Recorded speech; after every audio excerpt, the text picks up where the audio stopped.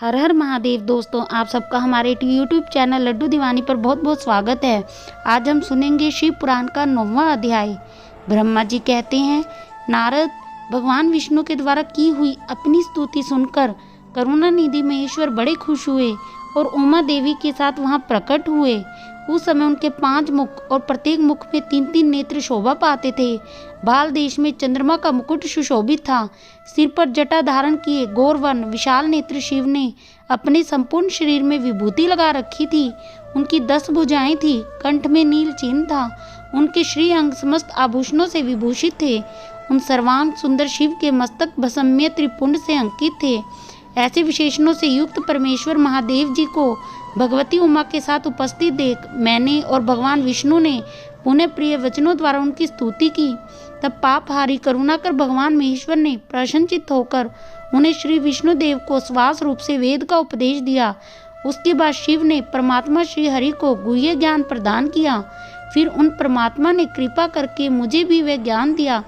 वेद का ज्ञान प्राप्त करके कृतार्थ हुए भगवान विष्णु ने मेरे साथ हाथ जोड़ महेश्वर को नमस्कार करके पुनः उन्हें उनकी पूजन की विधि बताने तथा सदुपदेश देने के लिए प्रार्थना की। ये बात सुनकर अत्यंत प्रसन्न हुए कृपा निधान भगवान शिव ने प्रीतिपूर्वक यह बात कही। श्री शिव बोले, सुरश्रेष्ठगण, मैं तुम दोनों की भक्ति से निश्चय ही बहुत खुश हूँ। तुम लोग मुझ महादेव की ओर देखो। इसमें तुम्हें मेरा स्वरूप जैसा दिखाई देता है वैसे ही रूप का प्रयत्न पूर्वक पूजन चिंतन करना चाहिए। तुम दोनों महाबली हो, मेरे स्वरूप भूता प्रकृति से प्रकट हुए हो। मुझ सर्वेश्वर के दाएं बाएं अंगों से तुम्हारा आविर्भाव हुआ है। पिता में ब्रह्मा मेरे दाहिने भाग से उत्पन्न हुए हैं और विष्णु परमात्मा के वाम पार्श्व से प्रकट हुए हैं। मैं तुम दोनों पर भली भांति प्रसन्न हूँ। तुम्हें मनोवांछित वर देता हूँ। मेरी आज्ञा से तुम दोनों की मुझ में सुदृढ़ भक्ति हो। हे ब्रह्मा, तुम मेरी आज्ञा का पालन करते हुए जगत की सृष्टि करो और हे विष्णु, तुम इस चराचर जगत का पालन करो। हम दोनों से ऐसा कहकर भगवान शंकर ने हमें पूजा की उत्तम विधि प्रदान की, जिसके अनुसार पूजित होने पर पूजक को अनेक प्रकार के फल देते हैं। शंभु की उपयुक्त बात सुनकर मेरे सहित श्री हरि ने महेश्वर को हाथ जोड़ प्रणाम करके कहा। भगवान विष्णु बोले, प्रभु, यदि हमारे प्रति आपके हृदय में प्रीति उत्पन्न हुई है और यदि आप हमें वर देना आवश्यक समझते हैं तो हम यही वर मांगते हैं कि आप में हम दोनों की सदा अनन्य अविचल प्रेम और भक्ति बनी रहे। ब्रह्मा जी कहते हैं, मुनि, श्री हरि की यह बात सुनकर भगवान हरि मेरे साथ पुनः मस्तक झुकाकर प्रणाम करके हाथ जोड़े खड़े हुए उन नारायण देव से स्वयं कहा। श्री महेश्वर बोले, मैं सृष्टि पालन और संहार का कार्य करता हूँ, सगुण और निर्गुण हूँ, सच्चिदानंद स्वरूप निर्विकार परम ब्रह्म परमात्मा हूँ। हे विष्णु, सृष्टि, रक्षा और प्रलय रूप गुण अथवा कार्यों के भेद से ही मैं ब्रह्मा, विष्णु और रुद्र नाम धारण करके तीनों रूपों में विभक्त हुआ हूँ। हरे, वास्तव में मैं सदा निष्कल हूँ। विष्णु, तुमने और ब्रह्मा ने मेरे अवतार के निमित्त जो स्तुति की है, तुम्हारी उस प्रार्थना को मैं अवश्य सच ही करूँगा, क्योंकि मैं भक्त वत्सल हूँ। मेरा ऐसा ही परम उत्कृष्ट रूप तुम्हारे शरीर से इस लोक में प्रकट होगा, जो नाम से रुद्र कहलाएगा। मेरे अंश से प्रकट हुए रुद्र की सामर्थ्य मुझसे कम नहीं होगी। जो मैं हूँ वही यह रुद्र है। पूजा की विधि विधान की दृष्टि से भी मुझ में और उसमें कोई अंतर नहीं है। जैसे ज्योति का जल आदि के साथ संपर्क होने पर भी उसमें स्पर्श दोष नहीं लगता, उसी प्रकार मुझ निर्गुण परमात्मा को भी किसी के सहयोग से बंधन नहीं प्राप्त होता। यह मेरा शिव रूप है।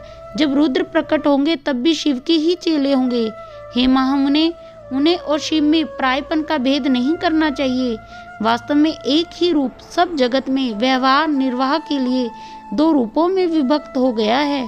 शिव और रुद्र में कभी भेद बुद्धि नहीं करनी चाहिए। वास्तव में सारा दृश्य ही मेरे विचार से शिव रूप है। मैं ब्रह्मा, हरि और जो ये रुद्र प्रकट होंगे वे सब के सब एक रूप है। इनमें भेद नहीं है।